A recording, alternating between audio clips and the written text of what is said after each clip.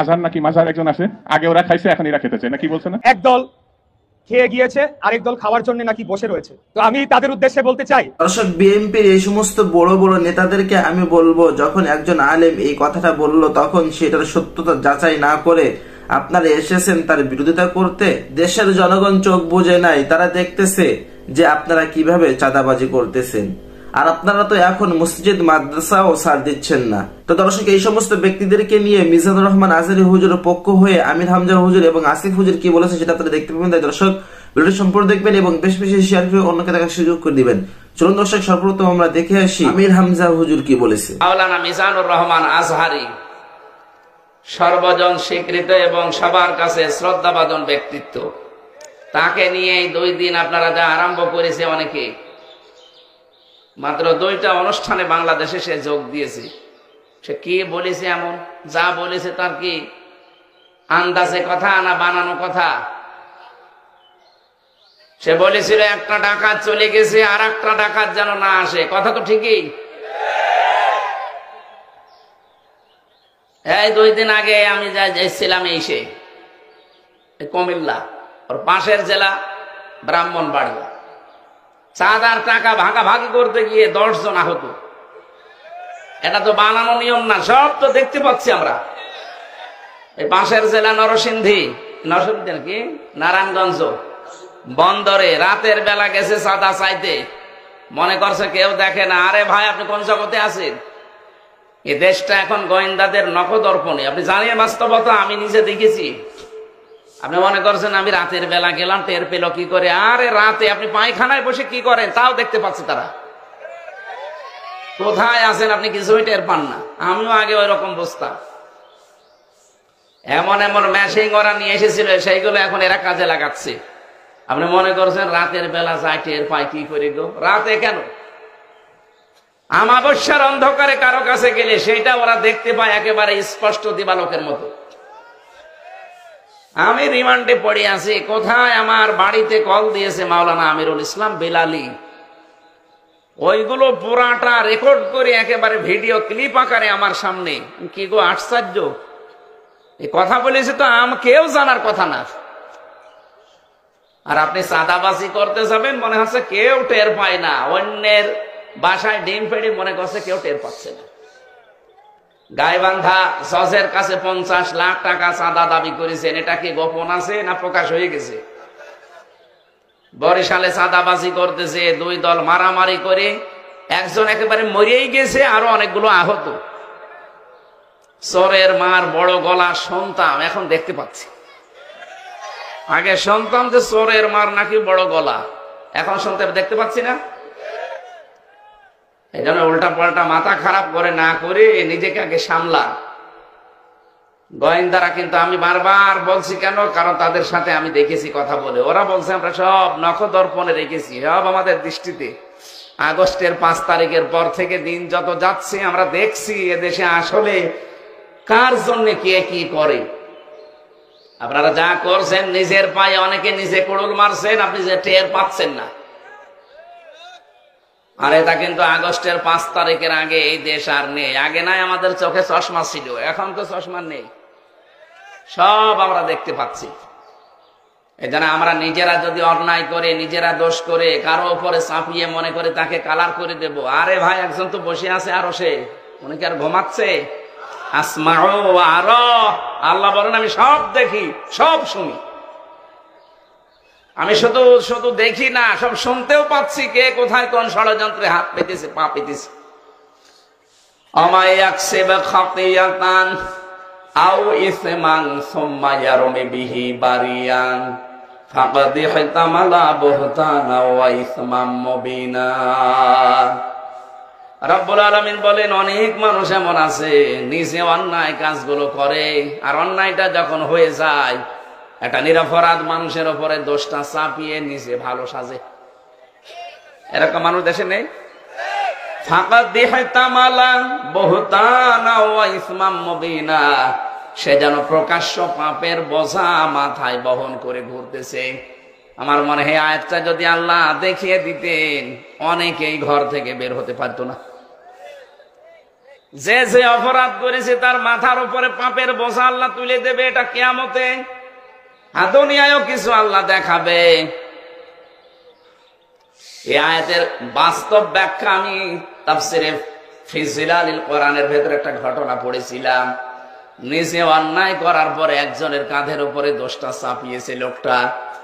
রব্বুল আলামিন ওই কাজ তাকে দুনিয়ার জীবদ্দশায় করিয়েছে, অপমান করেছে, তারপরে ওর মরণ হয়েছে।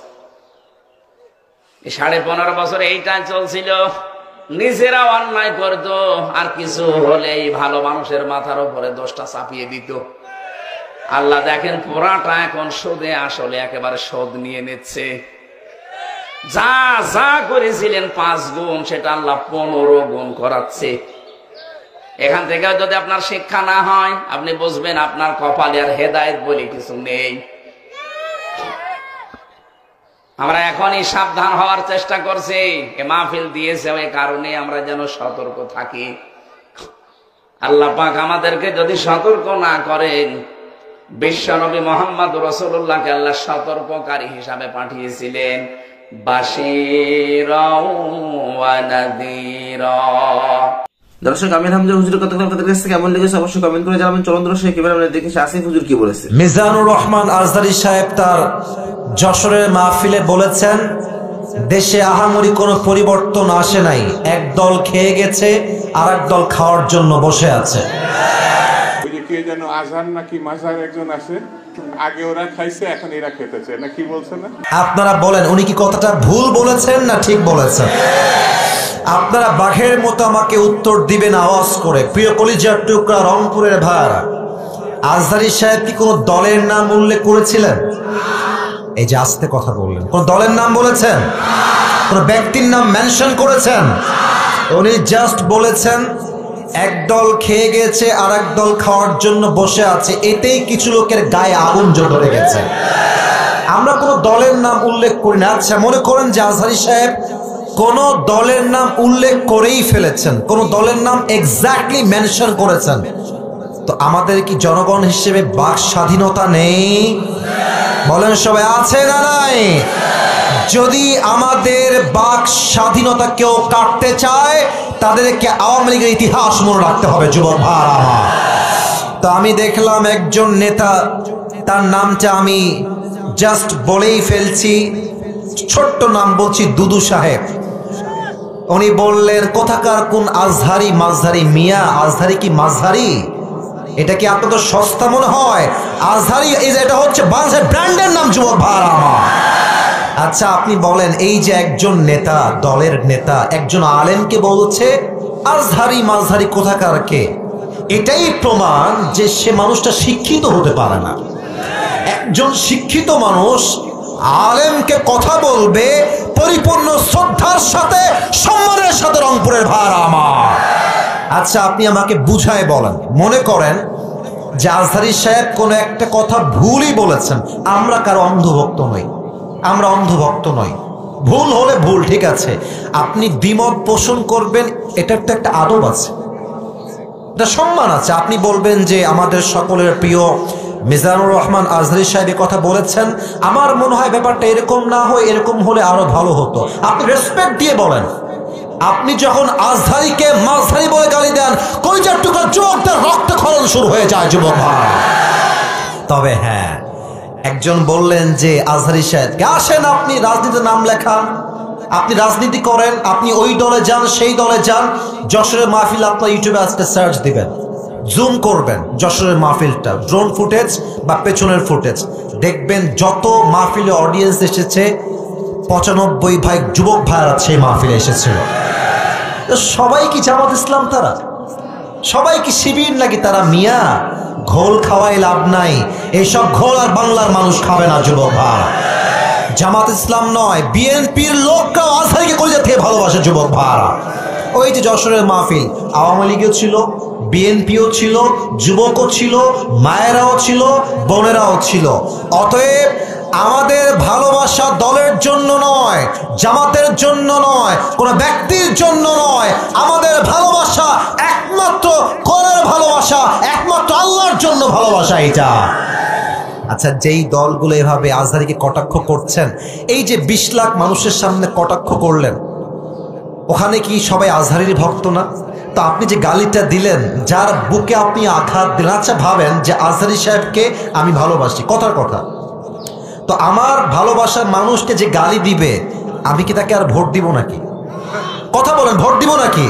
আপনি আমাকে সম্মান করবেন, আমার ভালোবাসার মানুষকে সম্মান করবেন, আপনাকে আমি স্যালুট জানাবো যুবক ভাই, ঠিক কিনা বলে? মেহেরবানি করে দলাদলি করবেন না। স্বৈরাচার বিদায় নিয়েছে, ওই চ্যাপ্টার ক্লোজ। আগামীর দেশ হবে ইসলামের বাংলাদেশ, কোরআনের বাংলাদেশ। কেউ যদি রুখে দিতে চান, মনে রাখবেন ইসলামকে যারাই রুখতে এসেছে কেউ রুখতে পারে নাই, তারা মাটির নিচে মিশে ধূলিসাৎ হয়ে মেচাকার হয়ে গিয়েছে। আল্লাহ প্রত্যেকটা মানুষকে কথাগুলো বোঝা এবং আমল করার তৌফিক দান করুক, পড়েন সবাই আমিন। আজকে ভিডিও পর্যন্ত, ভিডিও ভালো লাইক দিবেন এবং বেশি বেশি শেয়ার করে অন্যকে দেখার সুযোগ করে দিবেন। আসসালামু আলাইকুম।